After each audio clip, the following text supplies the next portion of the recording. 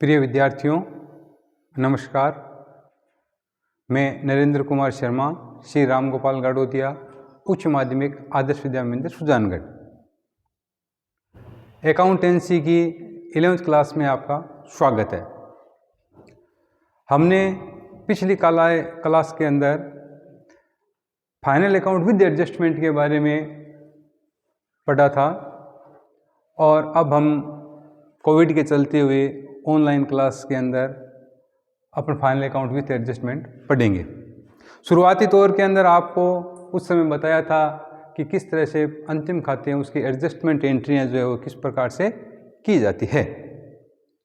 अपन एक छोटा सा काल्पनिक सवाल लेते हैं, उसके अंदर मत सामान्य सी बात लेते हैं कि अन्य सूचनाएं जैसे अंतिम रहतिया दे रखा है 90,000, बकाया वेतन जो है वो 500 रुपये, भवन प्रहास 10%। अपन केवल फाइनल अकाउंट है वो पढ़ चुके हैं पिछले वाले चैप्टर में, और अंतिम खातों के अंदर कुछ बातें वो रह जाती है तो उनका एडजस्टमेंट करना पड़ता है, तो उसको बोलते हैं फाइनल अकाउंट विथ एडजस्टमेंट। अंतिम खातों में 3 खाते बनाए जाते हैं। सबसे पहले trading account.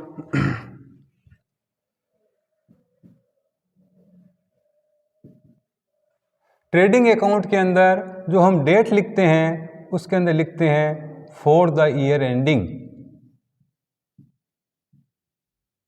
For the year ending 31/3/2021। परफॉर्मे की अगर हम बात करें तो अपना डेट इसके अंदर नहीं लिखी जाती है, क्योंकि वो अंतिम दिन होता है तो एक ही तारीख लिखी जाती है। Particular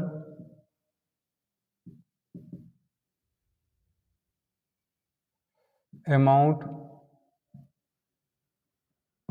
particular amount.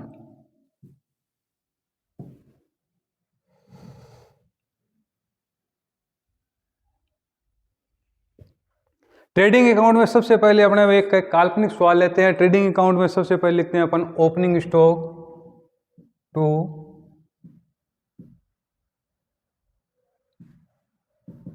Opening stock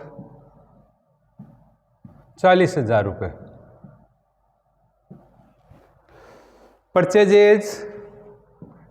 purchases अपने ट्रेडिंग के डीआर साइड में दिखाते हैं। परचेजेज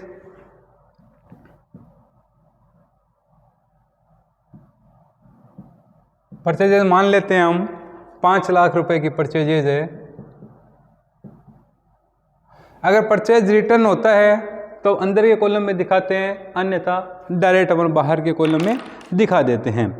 मान लेते हैं परचेज रिटर्न 30,000 रुपये दे रखा है अपन को, तो परचेज रिटर्न है वो क्या करते हैं, इसमें से लेस करते हैं। शॉर्ट में लिख देता हूँ परचेज रिटर्न 30,000 रुपये। ये अपनी राशि आ गई 4,70,000।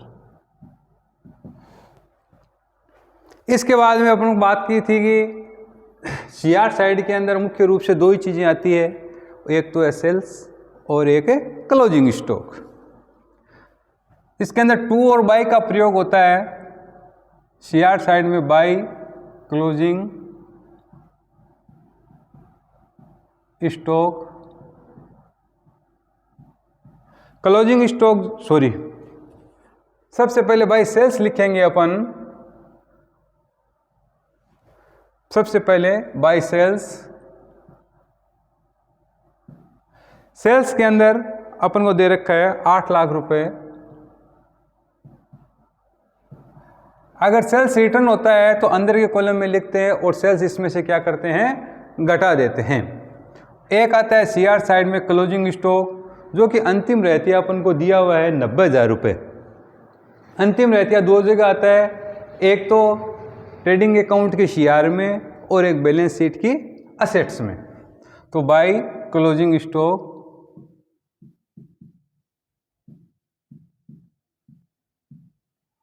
90,000 रुपये।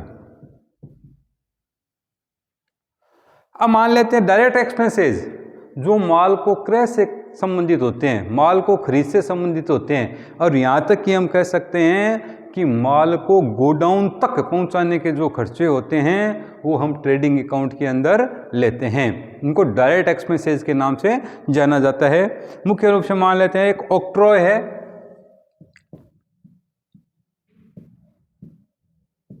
ऑक्ट्रॉय चुंगी, चुंगी जो है 4000 रुपये दी हुई है। चुंगी माल को क्रय करने से संबंधित है। जैसे ही माल हम क्रय किया जाता है, सरकार के द्वारा एक लगने वाला टैक्स था, हालांकि अब इसको लगभग बंद कर दिया गया है, कैरिज,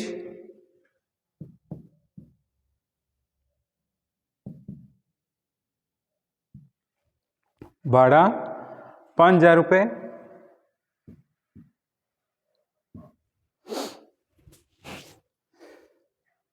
सीआर साइड का योग कर लेते हैं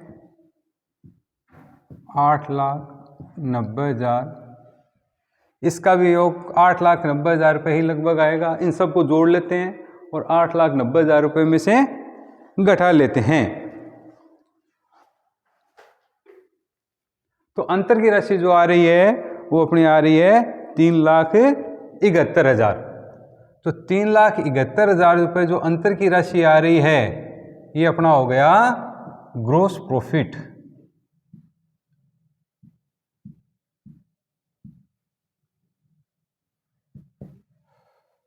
$8,90,000। इस ग्रॉस प्रॉफिट को क्या करते हैं हम, प्रॉफिट एंड लॉस अकाउंट के अंदर स्थानांतरित करते हैं। तो हमें ब्रैकेट में लिख देना चाहिए gross profit transferred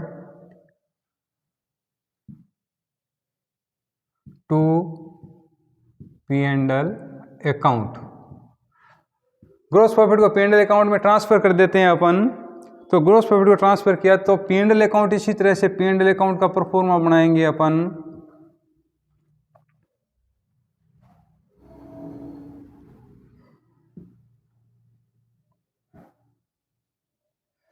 P&L account में भी उसी तरह से अपने पर्टिकुलर आएगा, अमाउंट आएगा, पर्टिकुलर अमाउंट, DR, CR। ये साइड DR की है और ये CR साइड है। तो सबसे पहले अपन लिखेंगे gross profit bye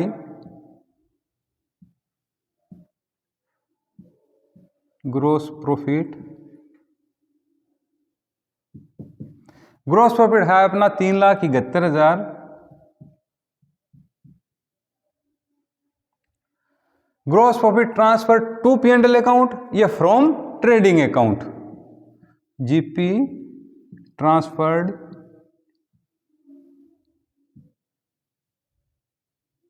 from trading account.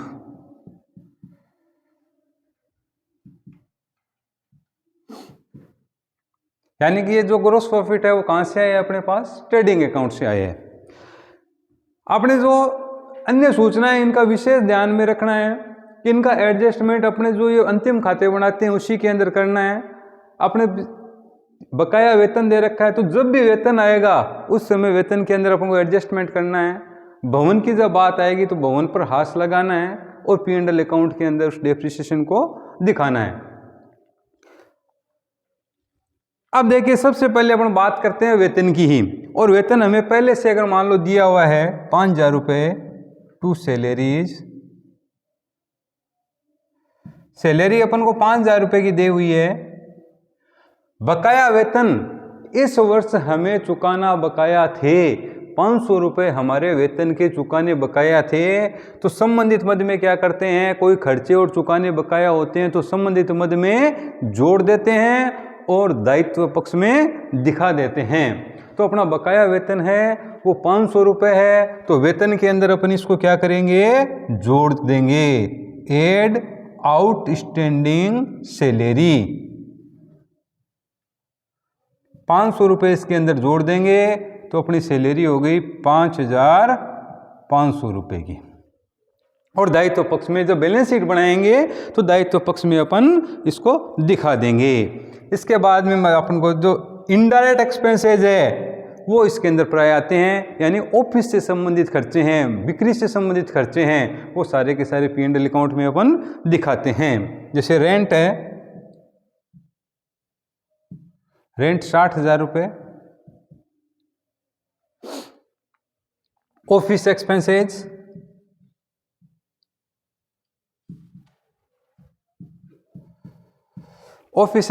जो है वो दे रखा है 50,000 रुपये, सेलिंग एक्सपेंसेज 3,000 रुपये,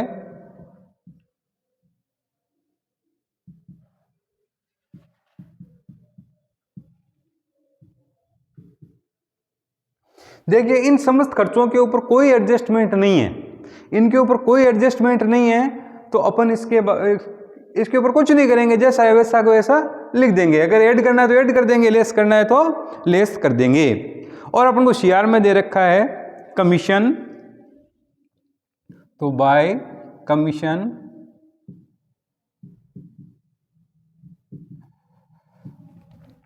कमीशन है 6,000 रुपये। और इसी तरह से रेंट इंटरेस्ट बाय इंटरेस्ट 4,000 रुपये। जो चीजें दी हुई है वो देख ली। अब फिर हमें एडजस्टमेंट में ये देख लेना चाहिए कि क्या कोई चीज रहने से छूट तो नहीं गई है। डेप्रिसिएशन, भवन मान लो आपके 1 लाख रुपए का भवन है, 1 लाख रुपए का भवन है, इसके ऊपर हमें 10% की दर से हाश लगाना है, तो 1 लाख का 10% 10,000 रुपये होता है, तो 10,000 रुपये का हमें डेप्रिसिएशन लगाना है। तो डेप्रिसिएशन जो है वो हम क्या करते हैं, P&L अकाउंट, वैसे भी अगर सिंपल डेप्रिसिएशन अगर भी आ जाता है तो हम P&L अकाउंट के DR में दिखाते हैं। और एडजस्टमेंट में आ गया तो जितनी भी संपत्ति हैं उसके ऊपर हाश लगाएंगे, वो P&L के अकाउंट के हम DR में लिख देंगे to depreciation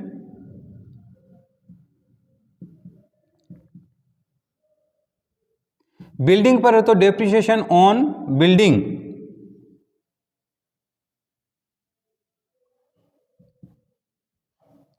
depreciation on building 1 lakh का 10% 10,000 रुपये होता है, तो 10,000 रुपये बिल्डिंग के लिख दिए। दोनों तरफ का योग कर लेंगे, इस साइड का योग किया। ज़्यादातर क्या होता है कि प्रॉफिट आता है, इसलिए CR साइड का योग करके देख लेना चाहिए। बाकी रफ में अपन दोनों तरफ का योग करेंगे, और अंतर की राशि अगर CR साइड में ज़्यादा आता है तो अपना नेट प्रॉफिट आता है, DR साइड ज़्यादा होती है तो नेट लॉस होता है।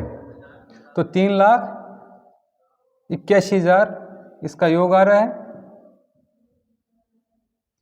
इसका भी योग कर लेंगे। इसका योग कर अंतर की राशि जो निकालेंगे वो अपना आ गया net profit 2,52,500।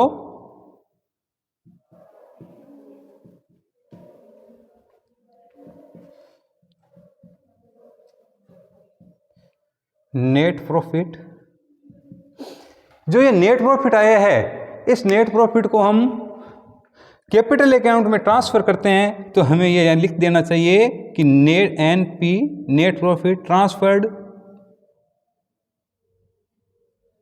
To capital account. Capital में ट्रांसफर करते हैं इसको, इसका योग कर लेते हैं, दोनों तरफ का योग बराबर कर अब जो ये नेट प्रॉफिट आया है इसको हम क्या करेंगे, कैपिटल अकाउंट के अंदर जोड़ देंगे। कहाँ, बैलेंस शीट के अंदर। जब हम बैलेंस शीट बनाएंगे तो बैलेंस शीट के अंदर इसको दिखा दिया जाएगा। अब बना रहे हैं बैलेंस शीट। ये आप ध्यान दे लेना, ये अन्य सूचनाएं थी आपकी, और मैं बोर्ड तो साफ इसलिए नहीं कर रहा हूँ ताकि आपको स्क्रीन पर दिखाई दी जाए।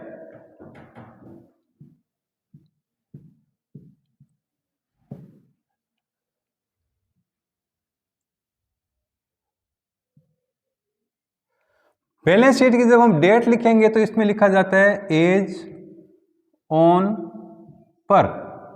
इनकी डेट में फॉर द ईयर एंडिंग आएगा, तो इसमें एज ऑन पर 31/3/2021 और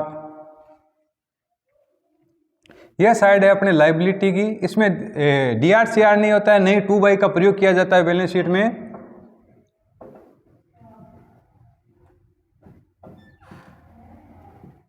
अमाउंट, ये होती है असेट्स अमाउंट।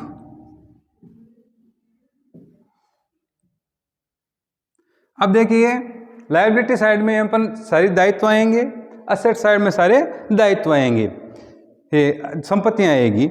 हम देख लेते हैं कि दायित्व साइड के अंदर अपने हैं क्रेडिटर्स,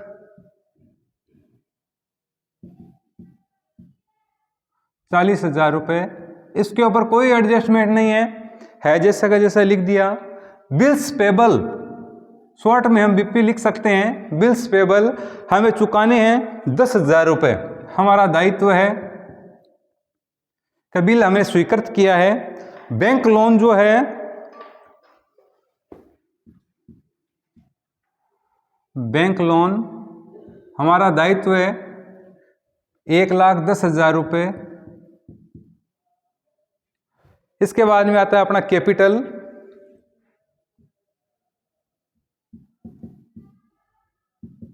कैपिटल के अंदर अगर ड्राइंग्स दी हुई होती है तो ड्राइंग्स इसके अंदर ऐड कर देते हैं। कैपिटल मान लेते हैं अपन 7 लाख रुपए की अपने पास पूंजी है, और अगर ड्राइंग्स होती है तो ड्राइंग्स लेस करते हैं। एट में सॉरी गलत बोल दिया था, ड्राइंग्स से वो लेस कर देते हैं, और नेट प्रॉफिट होता है वो ऐड कर देते हैं। लेकिन अगर नेट लॉस हुआ होता है तो वो क्या करते हैं, इसके अंदर लेस कर देते हैं।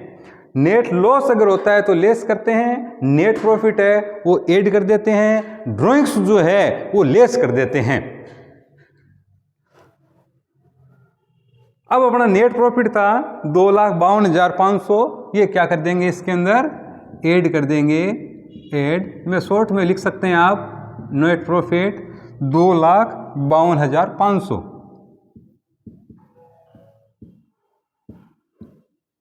योग कर लीजिए 9,52,500।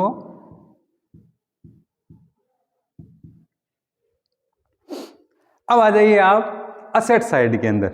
अपन एक काल्पनिक ले रहे हैं, जितने भी सौदे हैं वो काल्पनिक सौदे ले रहे हैं अपन। डेटर्स इधर कह जाएगा निश्चित रूप से असेट्स में आपके डेटर्स ही आने हैं। डेटर्स आपने दे रखे हैं आपको 4 लाख रुपए के, 4 लाख रुपए के डेटर्स। और BR bills receivable 3 lakh. BR के बाद में अपना आता है केस 1,32,500, और केस के बाद में स्टॉक। स्टॉक कौन सा स्टॉक है, क्लोजिंग स्टॉक, अंतिम रहतिया। अंतिम रहतिया 2 जगह आता है, एक ट्रेडिंग के शेयर में आ गया और एक आ जाएगा अपने असेट साइड में क्लोजिंग स्टॉक।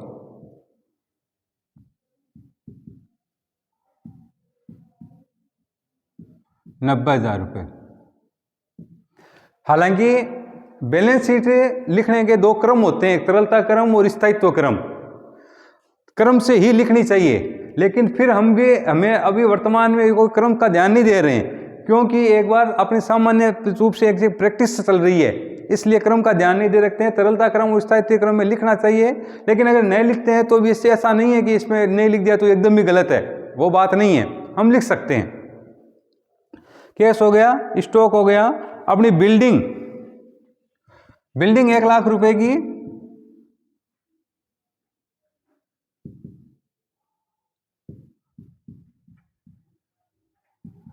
भवन में से अन्य सूचनाओं में भवन पे दे रखा है कि 10% का हास लगाना है, तो बिल्डिंग पर जो डेप्रिसिएशन है वो क्या करेंगे, हम लेस कर देंगे, लेस डेप्रिसिएशन। 10% से 10,000 रुपये हो गया, तो अब हमारा भवन है वो कितने का रह गया, 90,000 रुपये का हमारा भवन रह गया। और दे रखा है अपन को फर्नीचर 1 लाख रुपए का। बैलेंस शीट की विशेषता होती है कि आप दोनों साइडों का योग कर लो, दोनों साइडों का योग करके दोनों साइडों का योग क्या आना चाहिए, बराबर आना चाहिए। तो अपना योग आ रहा है 11,12,000 500।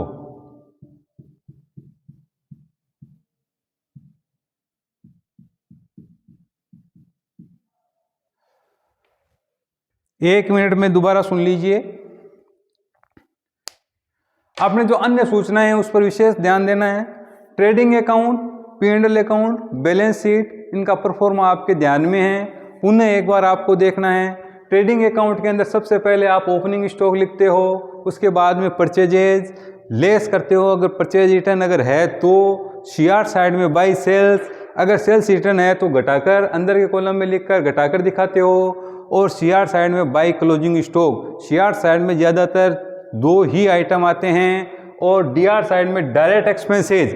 डायरेक्ट एक्सपेंसेज कौन से हैं? जो माल को गोडाउन तक पहुंचाने के जो खर्चे हैं वो डायरेक्ट एक्सपेंसेज के अंतर्गत आते हैं, यानी गोडाउन रेंट तक के खर्चे, जैसे चुंगी है, किराया है, कैरिज है। अपन को 2 ही चीज़ें दे रखी है और योग कर लेंगे और अंतर की राशि निकाल लेंगे। अंतर की राशि है CR साइड का अगर योग ज़्यादा आ रहा है तो अपना ग्रोस प्रॉफिट आएगा, और DR साइड का अगर योग ज़्यादा आ रहा है तो ग्रोस लॉस आएगा। अपने ग्रोस प्रॉफिट आ रहा है तो ग्रोस प्रॉफिट को ट्रांसफ़र किया जाता है P&L अकाउंट में। तो इस ग्रोस प्रॉफिट को हमने P&L अकाउंट में क्या कर दिया? ट्रांसफ़र कर दिया। जैसा कि आपको पहले ही बताया था कि P&L अकाउंट की डेट है वो क्यों लिखी जाती है? For the year ending, for the year ending 31/3/2021, वही है DR और CR। हालांकि परफॉर्मे के अंतर्गत इसको एक साथ भी लिख सकते हैं, ट्रेडिंग एंड P&L अकाउंट, तो हमें बार बार लिखने की आवश्यकता नहीं है। तो ग्रोस प्रॉफिट ट्रांसफ़र करते हैं, सबसे पहला कार्य करते हैं। चाहे ग्रोस प्रॉफिट होता है तो CR साइड में, लॉस होता है तो DR साइड में P&L में ट्रांसफ़र करते हैं। उसके बाद में अपने डायरेक्ट इनडायरेक्ट एक्सपेंसेज है वो P&L के DR में, और प्राप्तियाँ हैं वो P&L के CR में दिखाते हैं। एडजस्टमेंट का विशेष ध्यान रखेंगे। अपने पास 3 एडजस्टमेंट है, रहतिया 2 जगह आ गया, बकाया वेतन है, वेतन को वेतन में जोड़ दिया, और एक गलती यहाँ पर ये थोड़ी सी रह गई है कि आउटस्टैंडिंग, अपने वेतन जो है आउटस्टैंडिंग सैलरी है वो लिखना अपन भूल गए। तो आउटस्टैंडिंग सैलरी 500 रुपये। तो 500 रुपये आउटस्टैंडिंग सैलरी तब योग अपना बढ़ जाएगा, क्योंकि वेतन को 2 जगह दिखाएंगे। 500 रुपये का वेतन बढ़ जाएगा तो यहाँ पर हो जाएगा अपना 11,13,000। और इसके अंदर अपने फर्नीचर को बढ़ा देते हैं, फर्नीचर को 500 रुपये बढ़ा देते हैं, क्योंकि अपने एक काल्पनिक सवाल कर रहे थे। तो 11,13,000 हो जाएगा। इसका योग एक बार पुनः देख लेंगे। और बैलेंस शीट के अंदर दायित्व साइड में दायित्व हो गया और असेट साइड में असेट्स हो गया। आप एक बार थोड़ा पुनः प्रैक्टिस करेंगे। अपन अगली जो वीडियो पर आपको भेजा जाएगा उसके अंदर एक बड़ा सवाल लेंगे, अन्यथा कोई किताब का सवाल ले लेंगे, ताकि आप उसमें किताब के सवाल में भी देख सकोगे। और इसमें ये तो एक काल्पनिक सवाल था, आप इसकी प्रैक्टिस करेंगे। धन्यवाद।